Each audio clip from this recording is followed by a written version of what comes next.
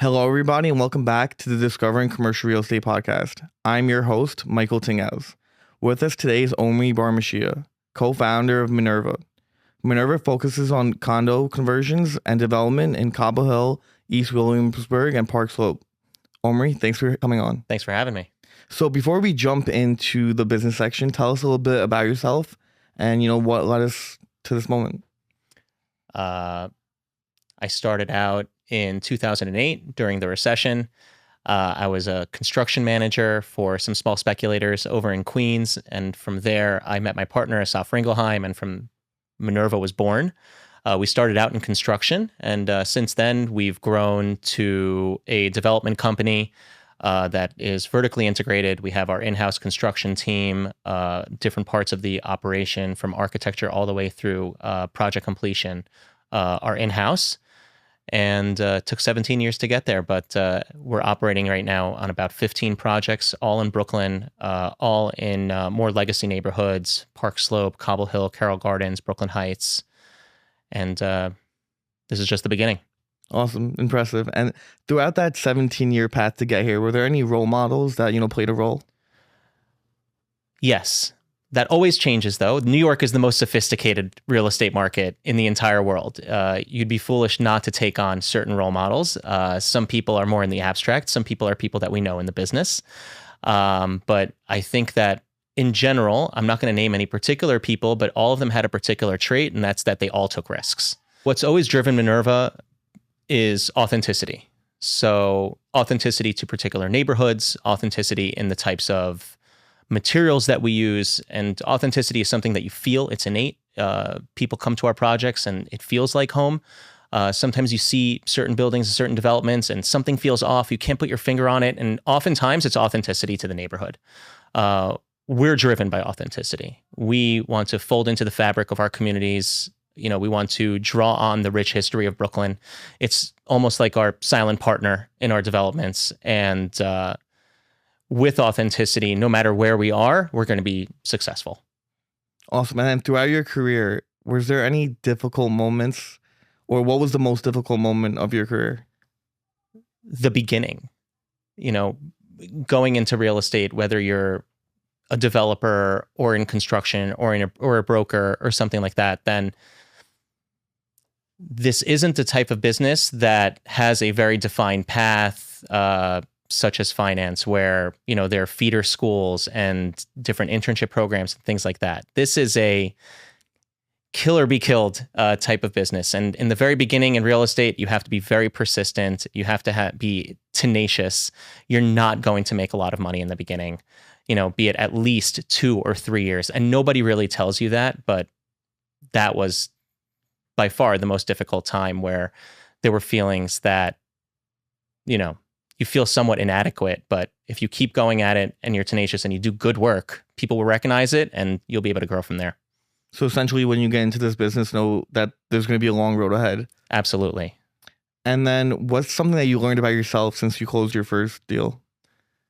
That I'm a lot more patient than I thought. There's always something unexpected in this business, particularly with development. I had a mentor a long time ago, back in about 2009 or 2010, told me, Omri, every single project has a surprise, and be prepared, because it's not a happy surprise.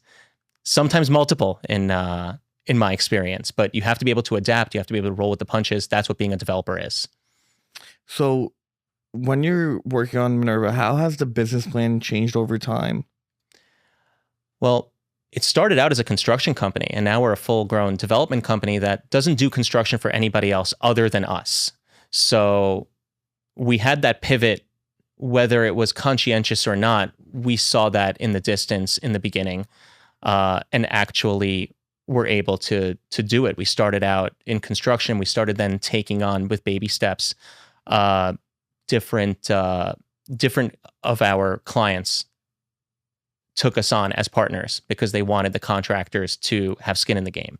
And then from there, we were able to drum up enough business on the development side that we were able to shed the construction company as a third-party company that does work for other people.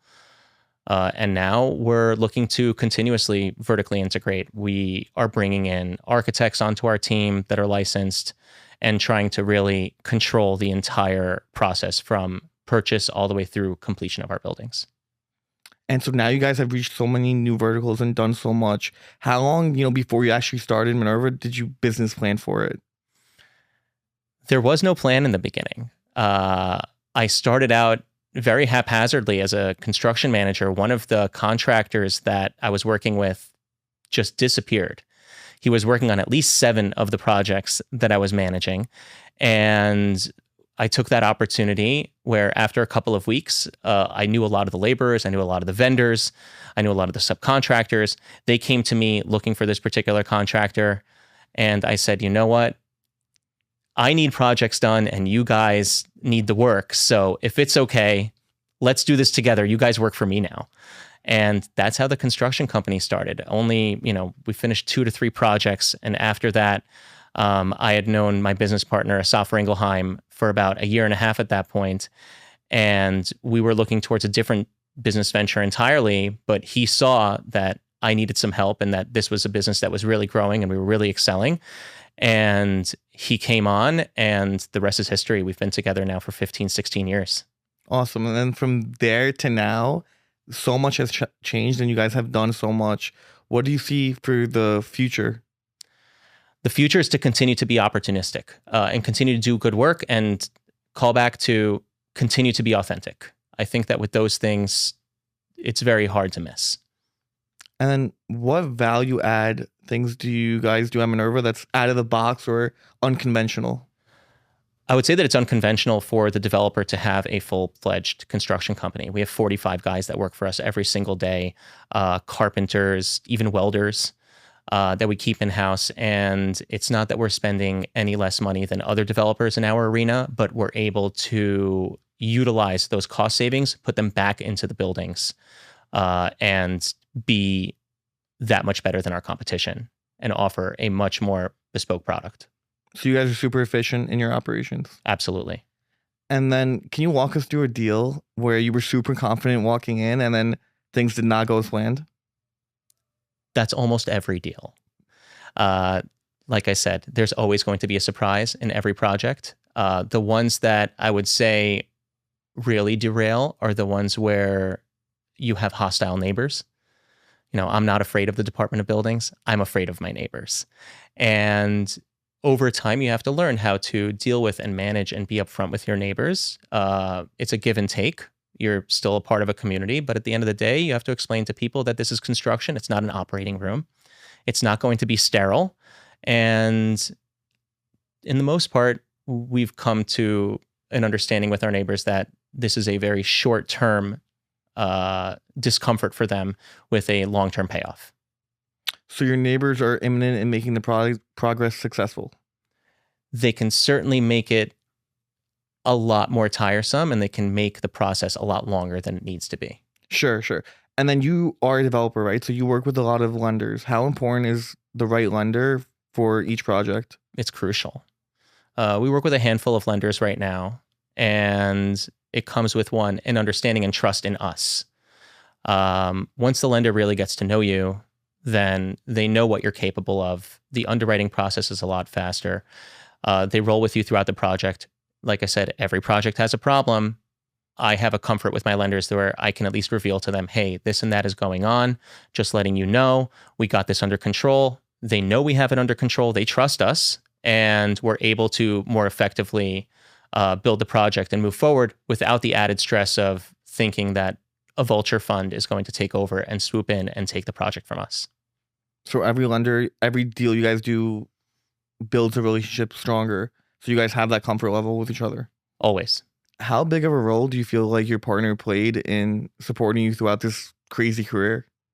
We've been on a wild ride together. He's absolutely crucial and critical. This company would be nothing without him. It wouldn't even exist.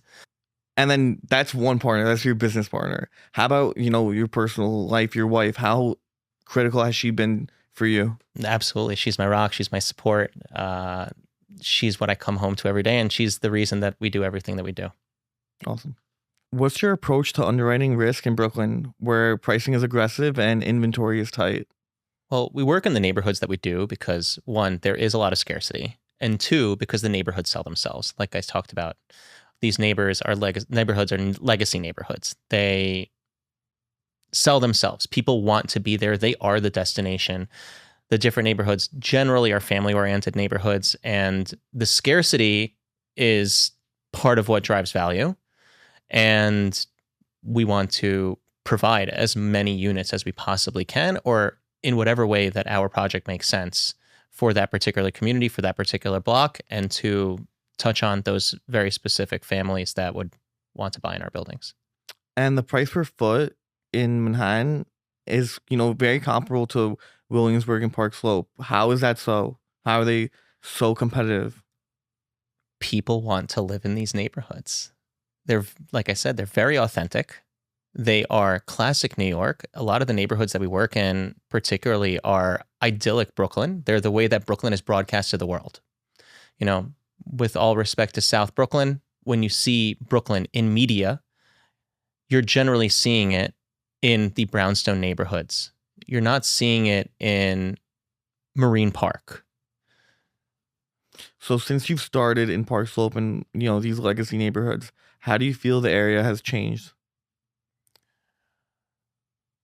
They've changed, and at the same time, they haven't. The architecture is the same. The types of people that live there have now generally become just a little bit younger, but younger still means families with children.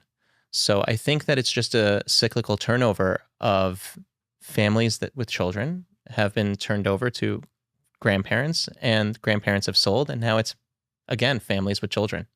So that's kind of the groove.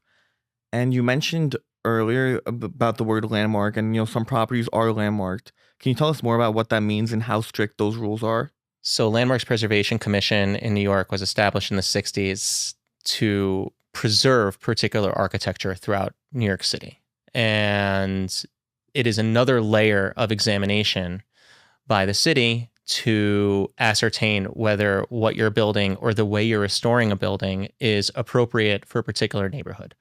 Sometimes that requires you to do something absolutely exact. And sometimes if you want to make an addition on a property or something that doesn't currently exist, then you have to go through the commission to allow you to do those things with, we'll either call it minimal visibility, minimal impact. And those properties you're still able to sell, correct?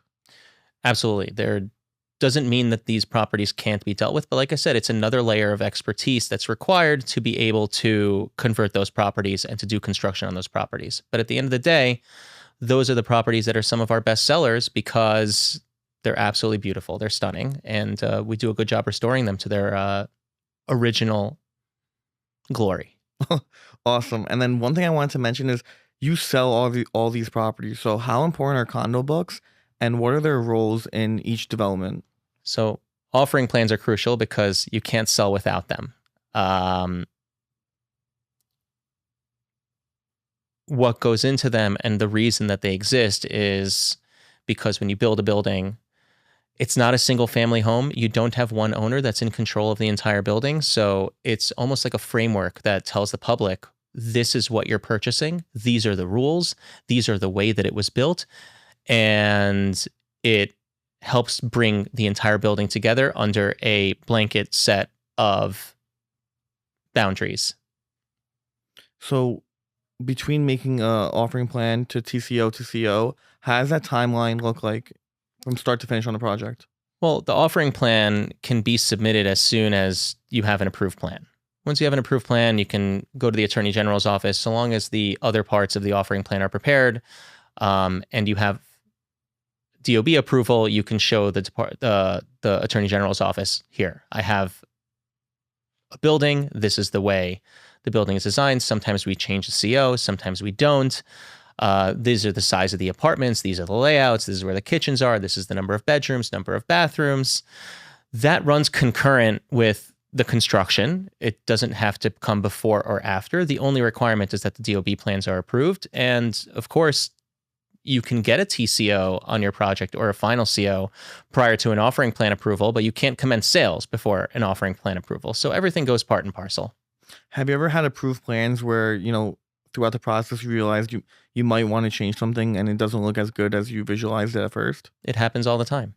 Like 2 bedrooms and you wanted to have 3, or 2 bathrooms and you wanted to have 1. It happens all the time. Sometimes, again, particularly with the types of construction that we do, which is redevelopment of existing properties, until you peel back the onion and you break down the walls and you take things out, you don't know how much space perhaps you really have, because you may have a wall somewhere where you weren't expecting it, and things like that. So there's always factors and variables that affect layouts, either in a big way or in a small way.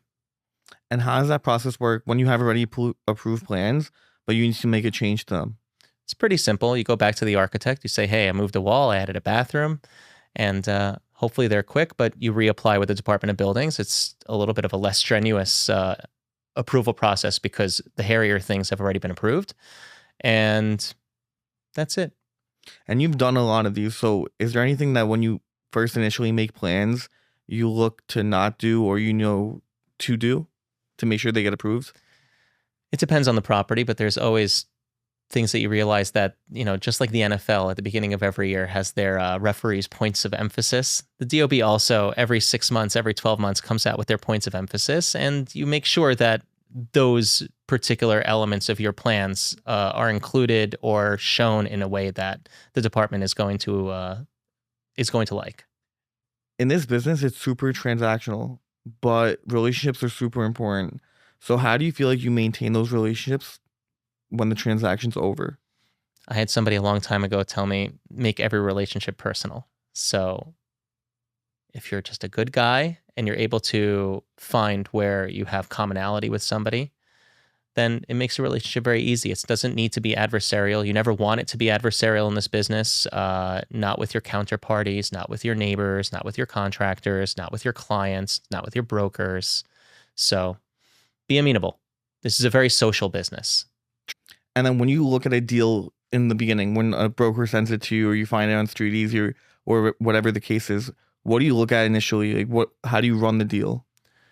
Every single project is different. Every block is different. Every construction is different. Asaf, my partner at Minerva, usually he takes care of the construction side. I take care of the underwriting for all of the other things, from architecturals through engineering, offering plans, legal, insurances, and things like that.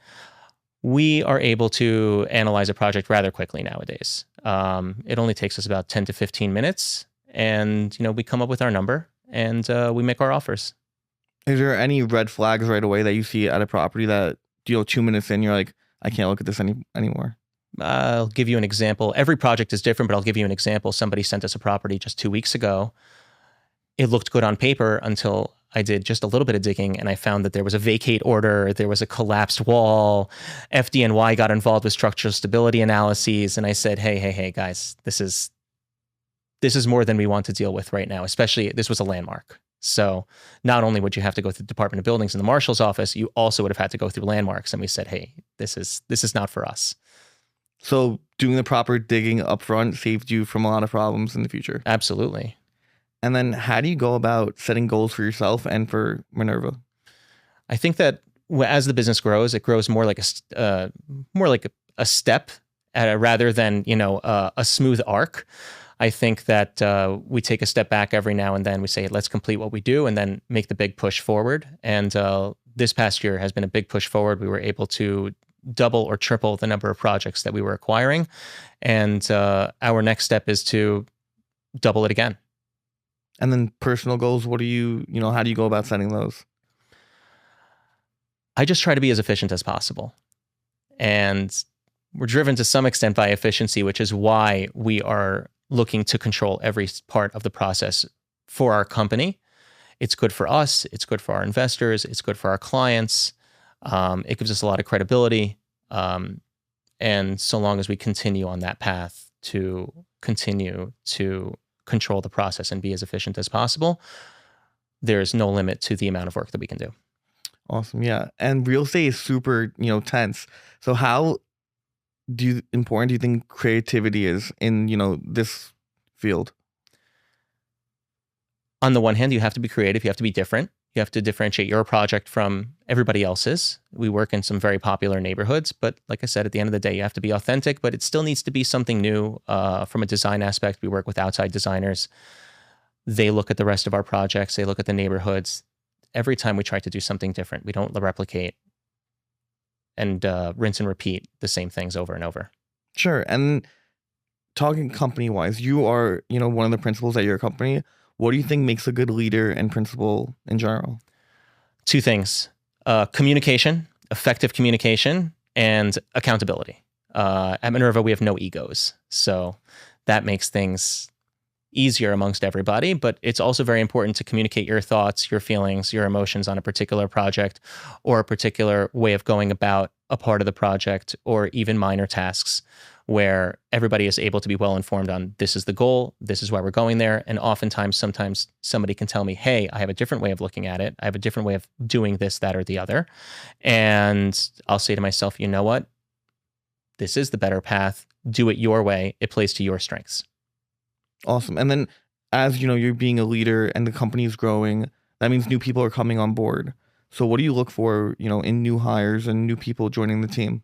I had somebody once tell me the good thing in an employee is they make their boss's life a lot easier, which that's easy. And we're always looking for competence.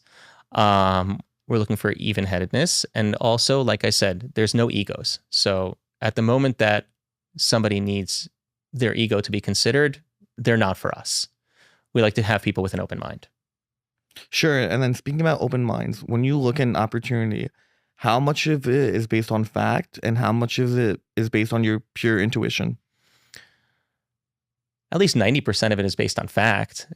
Just because every block and every project is different doesn't mean that there are surrounding factors that don't affect that particular analysis. For example, how large is the building? What is the intensity of the construction that's going on there?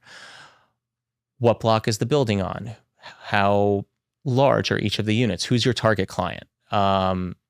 Those are all facts. Intuition plays a very, very small role in decision making. And you're able to know all this because you study the market, right? Yes. Every day, all day? That's where we live and breathe. We're in Brooklyn. So walk us through a day-to-day and how that looks like for you. Day-to-day, oftentimes we're either looking for deals and analyzing them. We're getting calls with deals, we're looking at them. But at the same time, we're still running the development company. There's still, between dealing with the architects and the Department of Buildings, offering plans, attorneys, negotiating contracts for purchase or for sale, it's a long day. You never know what the day is going to bring. Sure. And for, young people that want to find their niche like you have, how do you think someone can go about doing that? Do what you're good at, find what you're good at, and keep at it. Like I said, in the beginning, you have to be very persistent. You have to know that there's going to be not necessarily failure or rejection, which in parts of this business there's a lot of, but at the same time, you're an unknown quantity.